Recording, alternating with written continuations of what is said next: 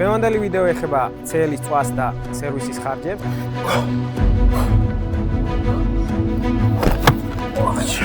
ვირავს უახლოვდებით მეგობრებო?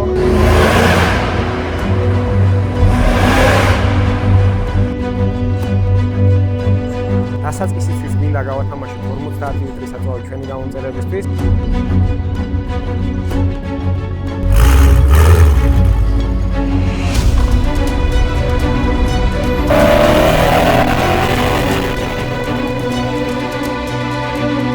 ამასობაში მოვადებით საკუთრებას.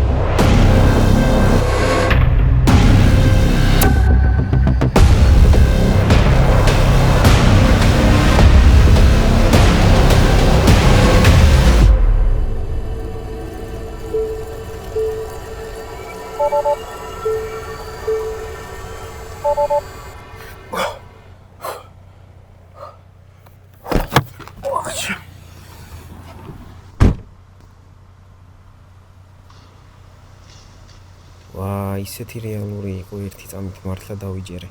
კიდევ კარგი სიზმანი ყოფილა. ყველაფერი რიგზა, ბებერი ისევ ადგილზეა.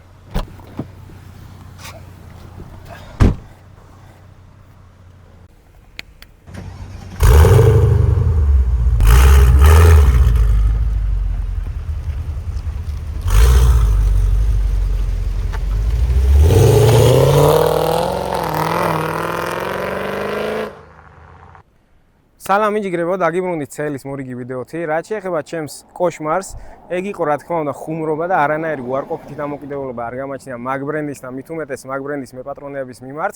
პირიქით, ქალაქში ძალიან კომფორტულია და ჩემს მომავლის გემებშიც განიხილება ერთი ელექტრომობილი. დღევანდელი ვიდეო ეხება CL-ის წვას და სერვისის ხარჯებს და აქვე მინდა გითხრათ, რომ დასაწყისისთვის გვინდა გავათამაშოთ 50 ლიტრის საწვავი ჩვენი გამომწერებისთვის, რომელიც გადაეცემა 2 თქვენგანს. გათამაშების წესებს და უკვე პირობებს როგორ უნდა მიიღოთ მონაწილეობა გათამაშებაში მოგვიანებით მოგახსენებთ ვიდეოს მიმდინარეობისას, ამიტომ არ გადაახვიოთ, გველოდეთ. გამოწერა და ლაიქები არ დაგავიწყდეთ და დავეშვით.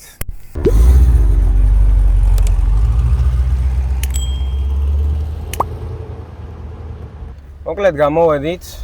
როგორც უკვე კადრში ნახეთ, 11 ლიტრის გვიწერს, მანქანა რო აუზში გვაქვს 11 ლიტრი, ეხა უკვე 10-ზე ჩამოვიდა. დავამატებთ ეხა 100 ლარის ბენზინს, რამდენი ლიტრიც მოვა რა და გავტესტავთ ქალაქის მასშტაბით რა, ქალაქშიც ვივლით, ცოტას ქალაქგარეთაც გავიკატავებთ, ცოტა ჩაჭერებიც იქნება და მაგის მიხედვით ვნახავთ 100 ლარის ბენზინი რამდენ კილომეტრს გაგვატარებს.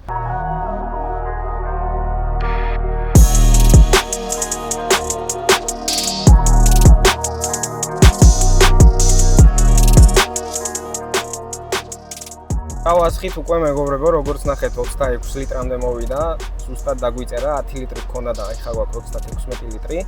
ეხლა გავანულებთ კილომეტრებსაც და 10 ლიტრზე როცა ჩამოვა ეს ნიშნული, ნახავთ რამდენი კილომეტრი გვექნება გავლილი. უკვე განულებულია და ვიწყებთ უკვე მოძრაობას.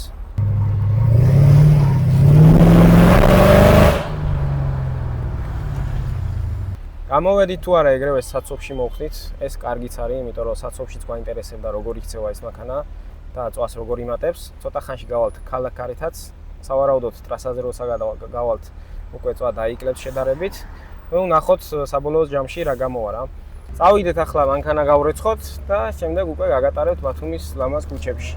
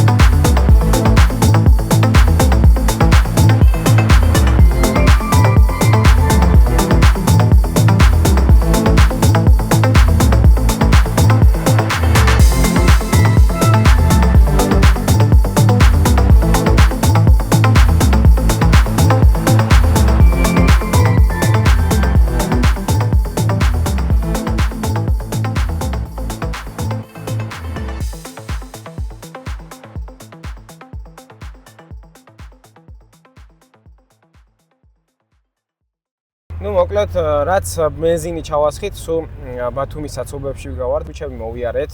უკვე გავლილი გვაქვს 15 კილომეტრი ბენზინის ჩასხმიდან. ახლა გამოვედით უკვე ქალაქ-კარეთ. გზატკეცილზე მინდა ავიდე, ცოტა ხანი გზატკეცილზე გავივლით, რომ იმის ეფექტი შევქმნათ, რომ ტრასაზე ვმოძრაობთ, ერთი სიჩქარით ვიმოძრავით და წვა ცოტას კიდევ უფრო დაიკლებს.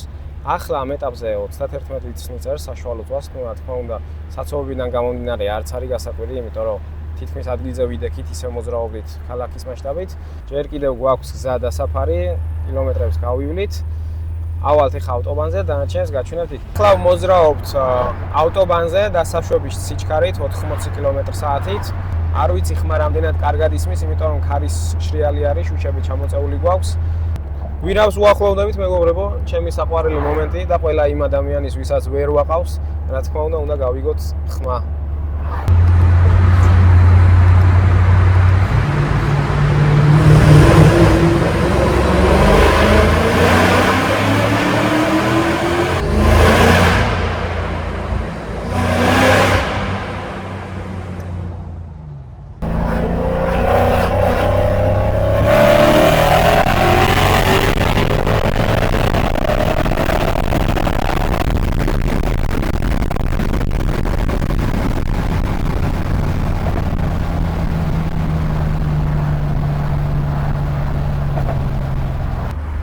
ჩამოვედით მეგობრებო, დაუბრუნდით ავტობანზე ვიმოძრავეთ. ახლა ისევ ქალაქის მიმართულებით მოძრაობთ. ასე თუ ისე შერეული მოძრაობა გამოგვივა. ამ ეტაპზე მანქანა გვიჩვენებს, რომ აუზში გვაქვს 28 ლიტრი ბენზინი და გავლილი გვაქვს ჯამში 32 კილომეტრი. საშუალო წვას ახლა წერს 24 და 800. ანუ ავტობანზე რო ვიმოძრავეთ, იმან შედარებით დააკლო წვა.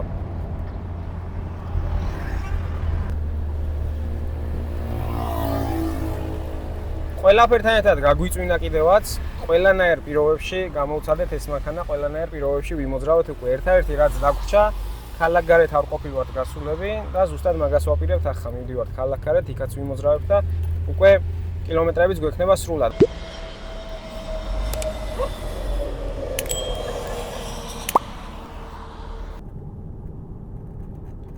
სანამ ისე ტესტვის რეჟიმში ვართ და მოძრაობთ, 1-2 სიტყვით მოგიყვებით რა ხარჯებთან არის დაკავშირებული ამ მანქანის ყოლა და რა დამიჯდა მე პირადად ამ 2 წლის განმავლობაში რომ შემენახა ეს მანქანა.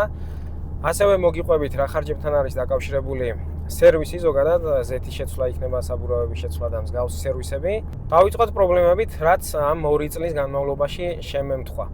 პირველი და ყველაზე მეტად რაც შემჯიბეს შეეხო ეს იყო კალენვალი შკივი, რომელიც პირდაპირ მნიშვნელობით გაგუძრა, ვოლტი მოიშვა და ოდნავ წინ გავიდა და თვითონ საშპონკე რაც აქვს, მთლიანად ჰქონდა გადალესილი, რომლის ამოღებაზე ძალიან ვიჩალიჩეთ პირდაპირ რომ გითხრათ. ეგ თვითონ ნაწილად ღირს $600, ეგ ნაწილი ვიყიდე და მაგას პლუს ხელობა. ჯამში უხეშად რომ ავიღოთ, დაჯდა $700. მეორე პრობლემა რაც ამ მანქანაზე შემემთხვა იყო ლამბდა დაჩიკები, ეგრეთ წოდებული ლამბდა სენსორები. ვინაიდან ამ მანქანაზე ვიყენია არაქარხმული გამშვები, ქარხმულთან შედარებით ეს არაქარხმული გამშვები უფრო მეტად აზიანებს ამ ლამბდა დაჩიკებს. შესაბამისად გამიფუჭდა ორივე, შევცვალე, არ მიყიდია ახალი ლამბდა დაჩიკები, ვიყიდე მეორადი, დამიჯდა $50 ერთი ცალი.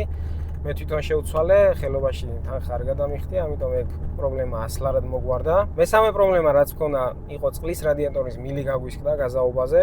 ეგ შევცვალე, ეგეც არ იყო ძვირიანი სერვისი, დამიჯდა ჯამში დაახლოებით 200 თუ 300 ლარი ზუსტად აღარ მახსოვს.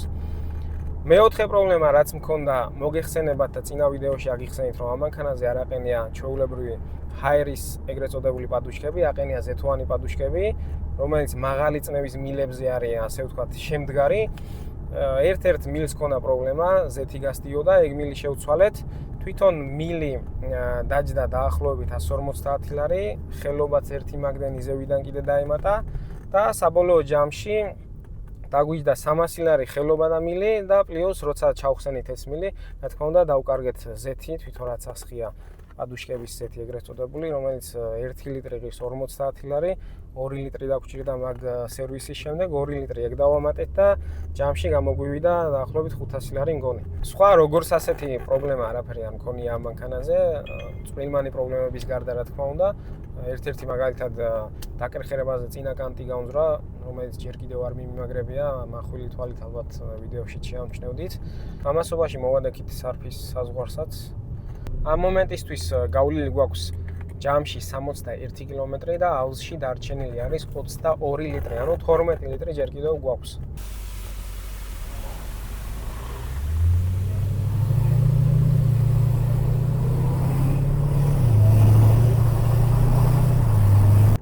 რაც შეეხება უშუალოდ სერვისებს. ზეთის შეცვლა ამ მანქანაზე ჯდება დაახლოებით 500 ლარი, რა თქმა უნდა, კარგი ხარისხის ზეთი უნდა ჩავასხათ ყველა ვარიანტში. და ზეთს ვცვლი დაახლოებით 2-დან 3000 კილომეტრამდე. 3000 არის მაქსიმუმი, 2000 ძირითადად უკვე ვცვლი. მიდის დაახლოებით 7.5-დან 8 litrამდე და პლუს ზეთის დანამატებს ვამატებ.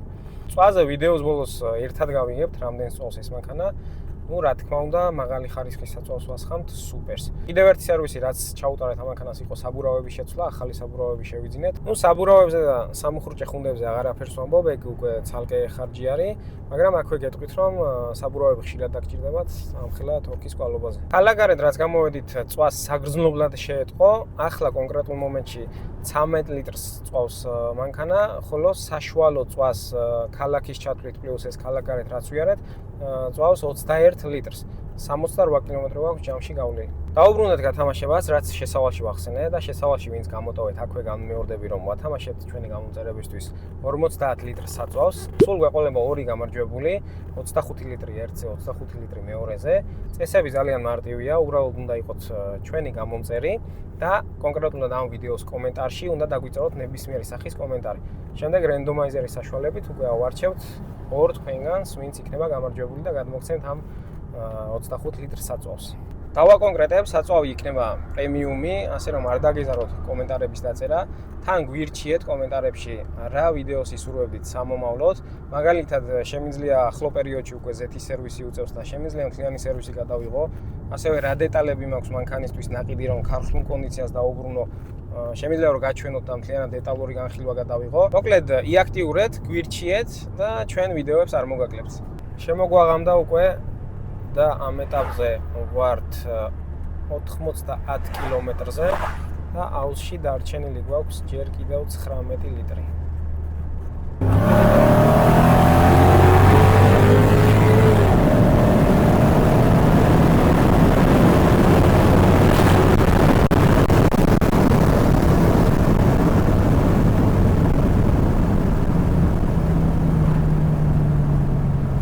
Დავუბრუნდით ისევ ქალაქს, ბევრი ვიარეთ თუ ცოტა ვიარეთ, შემოვედით ისევ ქალაქში.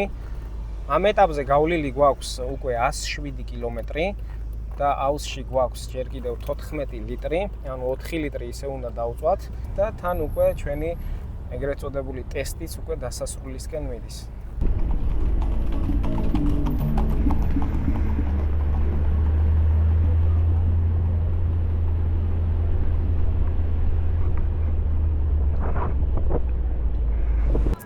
ასე ვასრულებთ ჩვენს 100 ლარიან ტესტს. როგორც კაცში ხედავთ, საბოლოო ჯამში სულ გავლილი გვაქვს 113 კილომეტრი და საშუალო წვა არის 20 ლიტრი.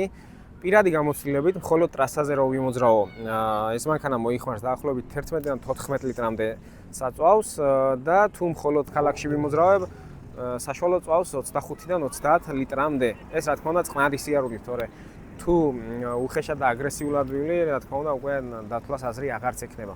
ამ ვიდეოს მთავარი არსი ის იყო, რომ თქვენთვისაც მეჩვენებინა თუ რამდენს მოიხმარს 5 და 5 კომპრესორი შერეულად სხვადასხვა პირობებში, როგორც ეს დღეს გავაკეთეთ და მეჩვენებინა საბოლოო შედეგები. ამით დღევანდელი ვიდეო დასასრულს მიუახლოვდა. გამოწერა და ლაიქები არ დაგავიწყდეთ, რომ მეტი და მეტი ვიდეოები შემოგთავაზოთ.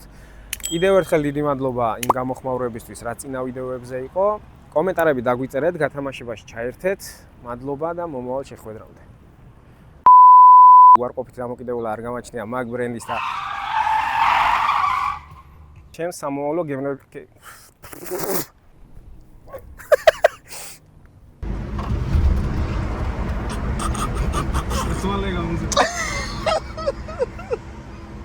ხუ მაგარი ცუდად ვაზრობოზე შვა. სახელი და მავიწყდა იმის.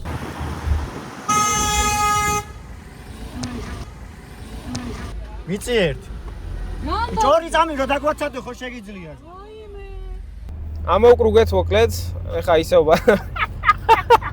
ავტობანზეც ვიარეთ, უკვე ჩამოვედით, დაუბრუნდით. ჩავედით და ჩამოვედით. ეხა ფუ ბლად. ჩამოვედით, უკვე ხელვაჩაური გზას დავადექით. ხელვაჩაურ,